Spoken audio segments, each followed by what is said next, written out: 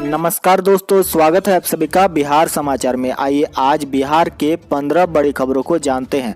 तो फटाफट से सभी कमेंट बॉक्स में ये जरूर बताएं कि आप बिहार के किस जिले में रहते हैं, और साथ ही आपके मन में अगर कोई भी सवाल हो तो आप हमें कमेंट बॉक्स में ज़रूर पूछें और अपने तरफ से एक प्यारा लाइक इस वीडियो को ज़रूर कर दें। तो सबसे पहली खबर, चुनावी रैली में चले प्याज। मधुबनी में रैली कर रहे नीतीश पर प्याज फेंके गए तो 5 बार बोले फेंको खूब फेंको। जी हां, मधुबनी के हरलाखी में सीएम नीतीश कुमार की चुनावी सभा में लोगों ने आलू प्याज फेंका। हालांकि इनमें से कोई भी आलू प्याज सीएम तक नहीं पहुंचा। इस दौरान भी नीतीश रैली को संबोधित कर रहे और उन्होंने कहा कि जितना फेंकना है फेंकते रहो। नीतीश के सुरक्षाकर्मी जब विरोध करने वालों को रोकने लगे तो नीतीश कुमार ने उन्हें रोक दिया। कहने लगे कि उन्हें रोकिए मत, फेंकने दीजिए। इसके बाद लोगों की ओर से आलू प्याज फेंकना बंद हो गया। नीतीश ने इसके बाद तेजस्वी यादव पर निशाना साधा। पूछा कि जो आज नौकरी देने की बात कर रहा है, 15 सालों में कितने लोगों को उसने नौकरी दी है। दूसरे मतदान शांतिपूर्ण संपन्न। 1463 प्रत्याशियों की किस्मत ईवीएम में बंद। 4 मंत्रियों समेत तेजस्वी व तेज प्रताप की भी अग्नि परीक्षा। बिहार में मंगलवार को दूसरे चरण का मतदान संपन्न हुआ। लोगों ने बढ़ चढ़ कर हिस्सा लिया। पहले मतदान फिर जलपान के स्लोगन को चरितार्थ करते हुए वोटर जूम कर निकले। जिस तरह दिन आगे बढ़ता रहा, वोटर उसी रफ्तार से घर से निकलते रहे। इस चरण में 4 मंत्रियों श्रवण कुमार नालंदा, रामसेवक सिंह हथुआ, राणा रणधीर सिंह मधुबन व नंदकिशोर यादव पटना साहिब से चुनाव लड़ रहे हैं। तो वहीं दूसरी ओर इसी चरण में तेजस्वी यादव व तेज प्रताप यादव की भी अग्नि परीक्षा है। वहीं गोपालगंज के हथुआ से एकमात्र ट्रांसजेंडर प्रत्याशी मुन्ना किन्नर चुनाव लड़ रहे हैं। इसके साथ ही कुल 1463 प्रत्याशियों की किस्मत ईवीएम में बंद हो गई है। इसमें 146 महिला प्रत्याशी भाई आजमा रही है। अगली बड़ी खबर, दूसरे चरण की वोटिंग के बाद महागठबंधन ने किया 94 में से 65 सीट जीतने का दावा। जी हां, बिहार में दूसरे चरण की वोटिंग खत्म हो गई है। इसके बाद महागठबंधन ने दूसरे चरण की 94 सीटों में 65 सीट जीतने का दावा किया है। राजद सांसद मनोज झा ने कहा कि राजनीतिक लाभ लेने के लिए पीएम को भारत माता की जय बोलना पड़ा। कहा कि तेजस्वी यादव के सवालों का भी पीएम ने कोई जवाब नहीं दिया है। कांग्रेस के राष्ट्रीय प्रवक्ता पवन खेड़ा ने कहा कि बिहार से डबल इंजन की सरकार की विदाई तय है। कहा कि राजनीति में हिंसा की कोई जगह नहीं है, लोग अपने गुस्से का इजहार ईवीएम का बटन दबाकर करें। तो वहीं इसके विपरीत बीजेपी का दावा, एनडीए के सरकार बनना तय, बिहार में रचा जाएगा इतिहास। पथ निर्माण मंत्री नंदकिशोर यादव ने दावा किया है कि दूसरे चरण के चुनाव के बाद एनडीए की सरकार बनना तय है, बिहार में इतिहास रचा जाएगा। एक बार फिर एनडीए की सरकार बनेगी। प्रदेश के लोगों में तय कर लिया है कि उन्हें सुशासन चाहिए। मंगलवार को जारी बयान में मंत्री ने कहा कि बिहार के लोगों ने जाति और धर्म से ऊपर उठकर प्रदेश की उन्नति के लिए मतदान किया है। लोग जाति नहीं, विकास के नाम पर वोट दे रहे हैं। 7 नवंबर को अंतिम चरण के मतदान में जनता इस पर भी मुहर लगा देगी कि लोग चाहते हैं कि बिहार के विकास की गति निरंतर जारी हो। रोड नहीं तो वोट नहीं। दानापुर के चांदमारी में बूथ नंबर 198 पर 827 वोटरों में से कोई नहीं आया वोट देने, बैठे रहे चुनाव अधिकारी। जी हां, दानापुर के चांदमारी में बूथ संख्या 198 पर 827 वोटरों ने मतदान का बहिष्कार कर दिया है। इस बूथ पर 827 वोटरों के नाम ही दर्ज है। इस बूथ पर किसी मतदाता ने वोट नहीं डाला है। रोड नहीं तो वोट नहीं के बैनर और नारे के साथ वहां के लोगों ने मंगलवार को प्रदर्शन भी किया। यहाँ के लोगों का कहना है कि कैंट एरिया के बैरक नंबर 1 से लोदीपुर तक सड़क को पिछले 6 महीने से बंद कर दिया गया है। यह दानापुर कैंट की तरफ से आने वाली सड़क है। इस सड़क के बंद रहने से यहाँ के लोगों को काफी मुश्किलों का सामना करना पड़ता है। इसके अलावा खगड़िया के अलौली विधानसभा क्षेत्र के दिघनी गांव में ग्रामीणों ने वर्षों से लंबित सड़क निर्माण की मांग को लेकर मतदान का बहिष्कार किया। ग्रामीणों का आरोप है कि आजादी के इतने वर्ष बीत जाने के बाद भी सड़क नहीं बन पाई है। बरसात के दिनों में स्थिति भयावह हो जाती है, लेकिन निवर्तमान विधायक कुछ नहीं कर पा रहे हैं। भागलपुर में ईवीएम बदलने की अफवाह के बाद बवाल। हटिया चौक पर जमा हुई 2000 लोगों की भीड़। दूसरे चरण का चुनाव संपन्न होते होते मंगलवार की शाम को भागलपुर में एक अफवाह फैल गई। ईवीएम बदलने की अफवाह के बाद हजारों की संख्या में लोग भिखनपुर कब्रिस्तान हटिया चौक के पास जमा हो गए। लोग जमकर हंगामा करने लगे। स्थिति को बेकाबू होते देख मौके पर बड़े प्रशासनिक अधिकारियों को आना पड़ा।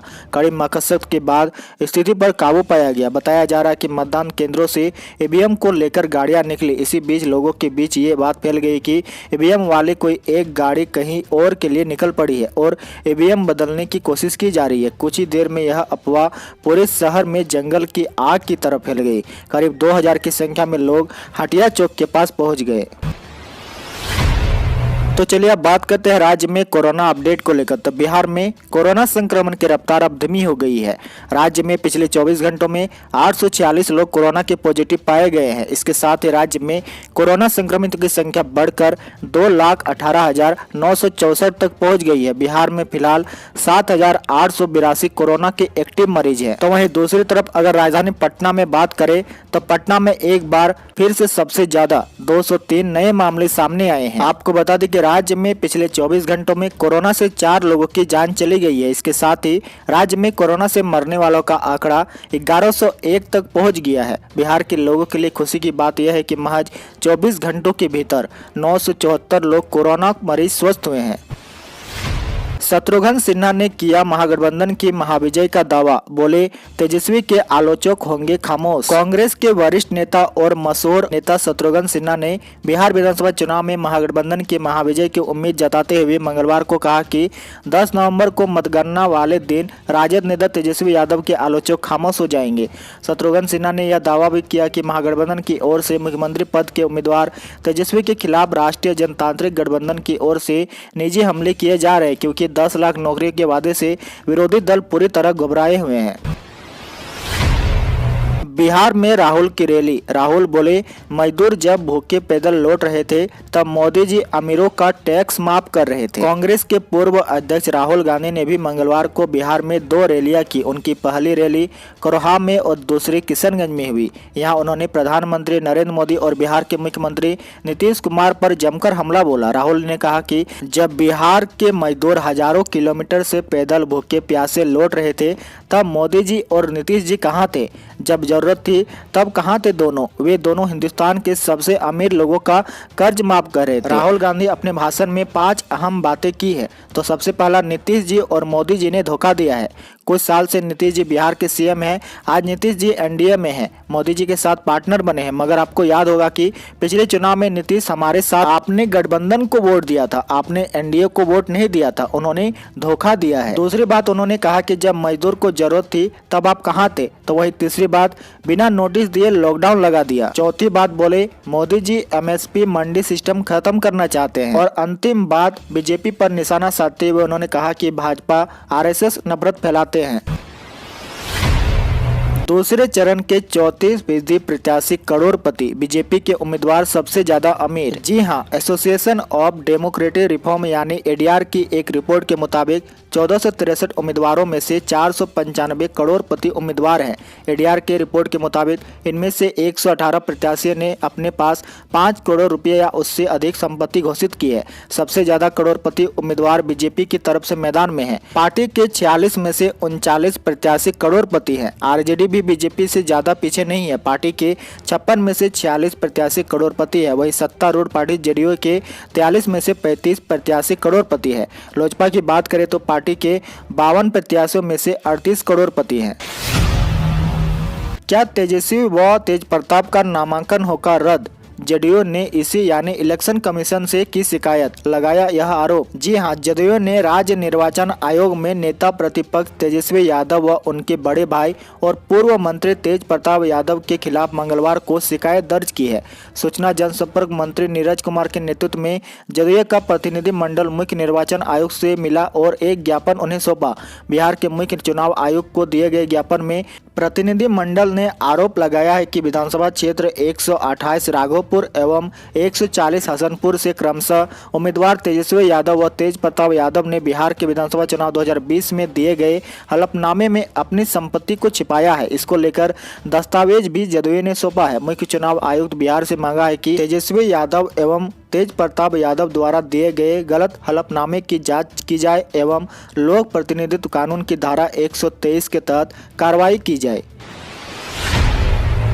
इंटर के बाद अब मैट्रिक परीक्षा 2021 को लेकर बिहार बोर्ड ने लिया फैसला। बिहार बोर्ड ने अगले साल 2021 के फरवरी माह में होने वाली मैट्रिक परीक्षा की तैयारी क्रैश कोर्स के माध्यम से जिले के हाई स्कूलों में विधानसभा चुनाव संपन्न होने के बाद शुरू की जाएगी। इस साल दूरदर्शन व स्मार्ट क्लास के माध्यम से मैट्रिक परीक्षा की ऑडियो विजुअल तरीके से बच्चों को गणित, अंग्रेजी, विज्ञान, सामाजिक विज्ञान आदि विषयों के मॉडल पेपर से तैयारी कराई जाएगी। इसके लिए संबंधित स्कूलों में DTH का कनेक्शन लगाने का काम जल्द शुरू किया जाएगा। माना जा रहा है कि चुनाव के बाद यह काम शुरू हो जाए। छात्रों को कंटेंट आधारित डिजिटल माध्यम से मैट्रिक की तैयारी शुरू की जाएगी। जिले के सभी कोटि के हाई स्कूलों में पहले से ही स्मार्ट क्लास के तहत LED टीवी के अलावा ऑडियो विजुअल सिस्टम भी लगाया जा चुका है। DTH के जरिए बिहार के विद्यालय परीक्षा समिति की ओर से उपलब्ध कराए गए कंटेंट का प्रसारण किया जाएगा, जिससे बच्चे इसका लाभ उठा सकेंगे। स्मार्ट क्लास के माध्यम से बच्चों की पढ़ाई 11 बजे से शुरू होने की संभावना है। धनतेरस दिवाली से पहले बिहार में सोने की कीमत में हो रही है लगातार बढ़ोतरी। जाने आज का भाव। जी हां, धनतेरस और दिवाली से पहले बिहार में सोने की कीमत में लगातार बढ़ोतरी देखी जा रही है। पिछले 3 दिनों में सोने की कीमत में लगातार इजाफा हो रहा है। आपको बता दें कि बिहार में आज सोने की कीमत 50,970 रुपये प्रति 10 ग्राम रही, जो 31 अक्टूबर से 20 रुपये अधिक है। 31 अक्टूबर को सोने की कीमत 50,950 रुपये प्रति 10 ग्राम था। सोने की कीमत में नवंबर में लगातार बढ़ोतरी देखी जा रही है। पप्पू यादव ने नीतीश व तेजस्वी पर साधा निशाना। जो नेता आज हेलीकॉप्टर में बैठ वोट मांगने जा रहे हैं, वो लॉकडाउन में कहां थे? जन अधिकार पार्टी के राष्ट्रीय अध्यक्ष पप्पू यादव ने कहा कि जो नेता आज हेलीकॉप्टर में बैठ वोट मांगने जा रहे हैं, वो लॉकडाउन में कहां थे? जब लॉकडाउन हुआ था तो देश की गरीब जनता से सरकार और विपक्ष दोनों ने मुंह फेर लिया था। किसी को दिहाड़ी मजदूर, रिक्शा, ठेला चालकों की चिंता नहीं हुई। उस विपरीत परिस्थिति में मैं और मेरी पार्टी के कार्यकर्ता जरूरतमंदों की सेवा में लगे रहे। हमने घर घर जाकर राहत सामग्री पहुंचाई। हम सेवादार हैं और हमेशा जनता की सेवा में लगे रहेंगे। बिहार में बोले PM मोदी, डबल युवराजों को नकार, फिर बनेगी NDA सरकार। प्रधानमंत्री नरेंद्र मोदी ने मंगलवार को विपक्षी महागठबंधन पर निशाना साधते हुए कहा कि जंगल राज चलाने वालों ने एक समय बिहार में मतदान केंद्रों पर कब्जा करने की संस्कृति के जरिए गरीबों के मताधिकार को छीन लिया था, लेकिन NDA ने गरीब को उनका वह अधिकार फिर से दिलाया है। प्रधानमंत्री ने कहा कि यही कारण है कि आज बिहार में अराजकता, जबरन वसूली की हार हो रही है, जबकि विकास और कानून की शासन जीत रहा है। उन्होंने कहा कि इनका एक लोगों को डराकर, अफवाहें फैलाकर, लोगों को बांटकर किसी भी तरह से सत्ता हथियाना है, लेकिन बिहार के लोगों ने जंगल राज और डबल युवराजों को सिरे से नकार कर राष्ट्रीय जनतांत्रिक गठबंधन को फिर से जनादेश देने के मन बना लिया है। तो इसी के साथ ही आज के समाचार में इतना ही। डेली बिहार की बड़ी खबरों को जानने के लिए आप बिहारी मीडिया को जरूर सब्सक्राइब